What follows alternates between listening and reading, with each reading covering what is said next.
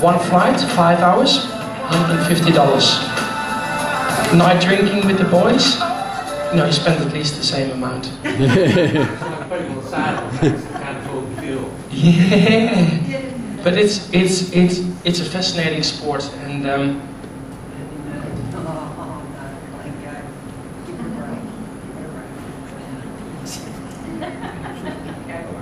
all the action does the accident. But he's still raising. He's not good. And last two slides. Now, so my plan of action is finish my training in a year and a half at PA Hospital and the Gold Coast Hospital as an emergency physician. Go overseas, and I'd like to go to Antarctica, and I even really want to work for Virgin Galactic with Richard Branson and be a clinician for the commercial flights to space. And yes, going to the S. No, then you weightless for 4 minutes. No, and then you go back to Earth. So you float for 4 minutes and then you go back. So that, yeah, it's a suborbital space flight. So you don't go around the world. You go up, be weightless, and you go down again. And it, it may still take a couple of years, for that to take place. But I'd like to be on it, and I can have some fun. And in the meantime, running the marathon, like it didn't happen, so I will fly back next year to run the marathon, not to complete my part of the game. I raised money to run the New York Marathon on behalf of World Vision. So people gave me money and raffle tickets, but I haven't basically done my part of it. Yeah. So next year I will fly back to New York and run the 42 kilometers of the New York Marathon,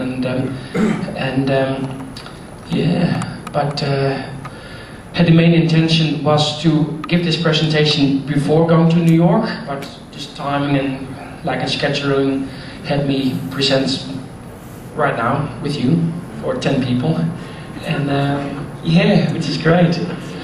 Thank you so much, and on behalf of World Vision and all the children that had a due support as well with the World Food Program of United Nations. They get their food. Awesome. Thank you. Cheers.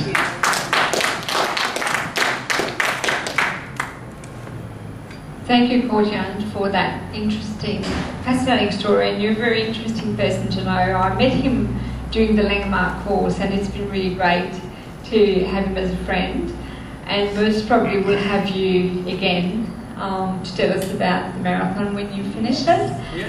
And for today, thank you for your time, and that was quite interesting. And from the club, we're presenting you with the certificate. Thank you for your time. Wow. And I believe Jim's got something else for you. And to kick off for next year's marathon, there's a cheque for $250 to go towards next year's effort. So thank you very much. Thank you so much. Thank you. Great. Thanks, guys.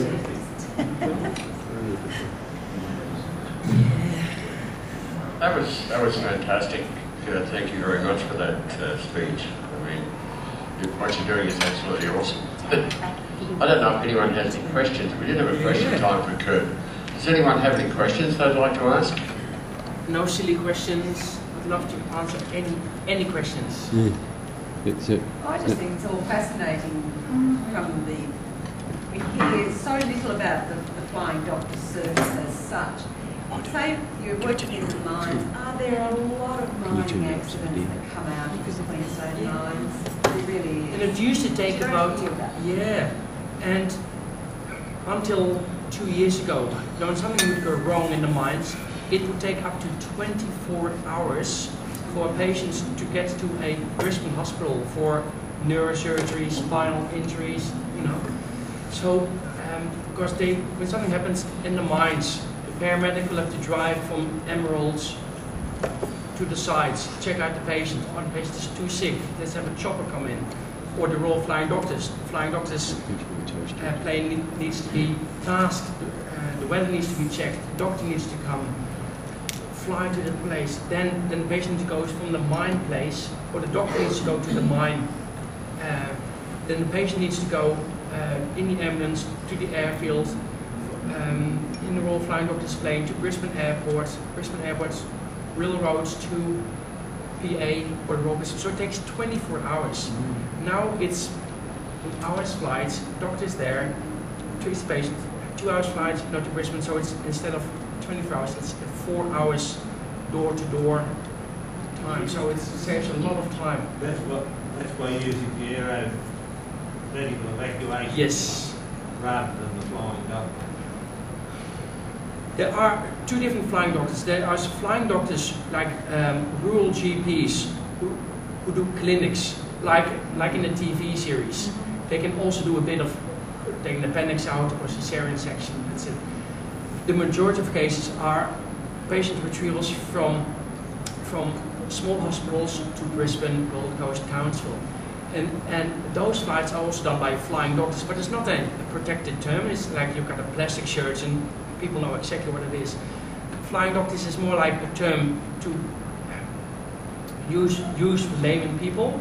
Like doctors who do retrievals need to be doctors who are able to save the patient's life by protecting, by knowing a lot about how to support the body functions and breathing circulation. So it's an anaesthetist, like the sleeping doctor, intensive care specialist, or an emergency doctor.